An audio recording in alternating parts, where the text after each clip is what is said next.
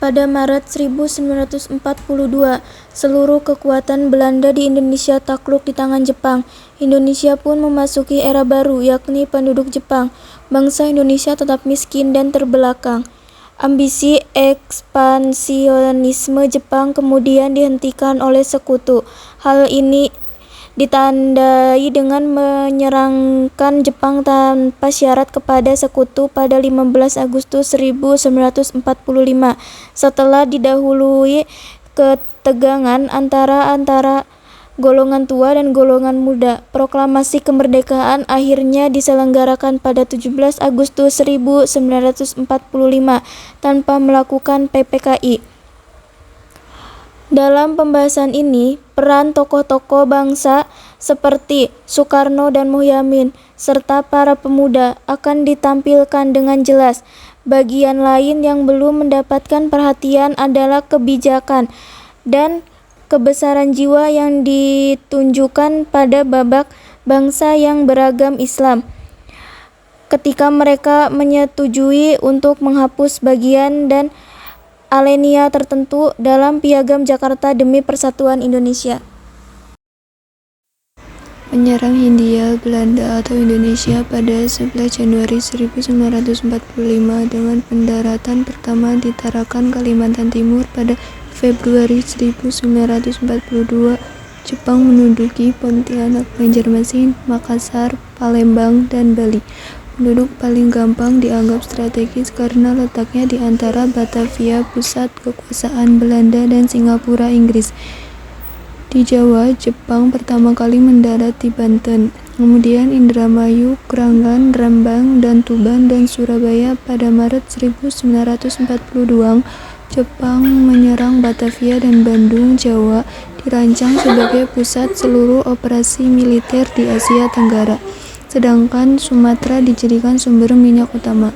Gubernur Jenderal Tivan Starkenborg Stachauer dan Jenderal Heinter Poorten tidak berdaya menghadapi serbuan kilat Jepang. Belanda pun menyerang tanpa syarat di Kalijati, Subang, Jawa Barat. Pada 8 Maret 1942 kepada Letnan Jenderal Hitoshi Imamura atau Jepang. Sejak 9 Maret 1942, Indonesia sepenuhnya menjadi daerah kekuasaan Jepang. 1. Tanggapan tokoh-tokoh pergerakan nasional. Kedatangan Jepang pada awalnya disambut baik kendati beberapa tokoh seperti Sam Ratulangi, M.H. Tamrin, dan Sutarjo mengingatkan unsur fasisme dalam gerakan ekspansisme Jepang. Meskipun demikian, secara umum ada perasaan optimisme bahwa Jepang akan mendukung kemerdekaan Indonesia. Ada 5 alasan yang melandasi perasaan optimis itu, yaitu sebagai berikut. A. Menyerahkan Belanda kepada Jepang dianggap sebagai akhir dari penjajahan Belanda dan dimulainya era baru ketika bangsa-bangsa Asia yang dipelopori Jepang dapat berdiri di atas kakinya sendiri. B. Jepang berjanji jika memenangi perang bangsa-bangsa di Asia akan mendapatkan kemerdekaan. C. Sejak awal kedatangannya, Jepang telah membicarakan tentang kemerdekaan yang akan diberikan secara bertahap pada bangsa-bangsa Asia. D. Jepang bersikap simpatik terhadap aktivitas pergerakan nasional, misalnya dengan membebaskan secara bertahap para tokoh yang dibuang oleh pemerintah Hindia Belanda. E. Jepang menjanjikan kemudahan seperti melakukan ibadah mengibarkan bendera merah putih berdampingan dengan bendera Jepang menggunakan bahasa Indonesia, serta menyanyikan lagu kebangsaan Indonesia Raya bersama lagu kebangsaan Jepang, Kimi Gayo. 2. Indonesia pada masa pendudukan Jepang. Jepang membagi Indonesia menjadi 3 daerah militer dengan pusat komando untuk Asia Tenggara berada di Saigon atau Vietnam. Berikut adalah ketiga daerah militer tersebut. A. Daerah Jawa dan Madura berpusat di Batavia di bawah kendali Kaigun atau Angkatan Laut. B.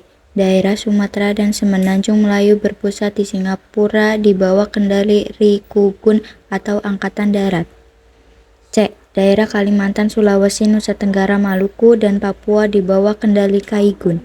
Selain membagi Indonesia dalam 3 wilayah militer, Jepang juga mengangkat beberapa tokoh politik Indonesia masuk ke dalam struktur pemerintahan Jepang. Mereka adalah Husain Jayadiningrat Sutarjo, Kartohadikusumo, R.M. Suryo, dan Profesor Supomo. Selain untuk memenuhi kebutuhan pegawai, pengangkatan mereka bertujuan menarik simpati rakyat. Dampak penduduk Jepang di Indonesia. A. Bidang politik. B. Bidang ekonomi. C. Bidang sosial. D. Bidang kebudayaan.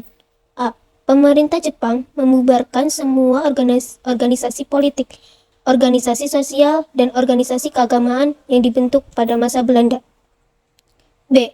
Dengan semboyan negara makmur, militer kuat, Jepang menjadikan Indonesia salah satu bis sumber daya untuk mendukung militer dan industri-industrinya. C. Rumosa menyebabkan sawah-sawah dan tanah-tanah pertanian tidak tergarap atau terbengkalai. D. Jepang mendidik warga negara dengan keras dan disiplin tinggi. Jepang sangat menghormati kaisarnya, yang mereka yakin sebagai keturunan dewa matahari. 4. Perjuangan kemerdekaan pada masa pendudukan Jepang. A. Perjuangan dengan cara kooperatif. Perjuangan secara kooperatif dilakukan oleh tokoh-tokoh nasionalis yang duduk di lembaga-lembaga bentuk Jepang. B. Perjuangan melalui gerak bawah tanah. Perjuangan bawah tanah adalah perjuangan yang dilakukan secara tertutup dan rahasia. Tokoh-tokoh yang melakukan perjuangan bawah tanah diantaranya kelompok Soekarni, kelompok Ahmad Subarjo, kelompok Sultan Syahrir, dan kelompok pemuda. C. Perlawanan bersenjata. 1. Perlawanan rakyat Desa Sukawana di Tasikmalaya. 2. Perlawanan rakyat Indramayu. 3. Perlawanan rakyat Aceh. 4. Perlawanan Peta di Blitar.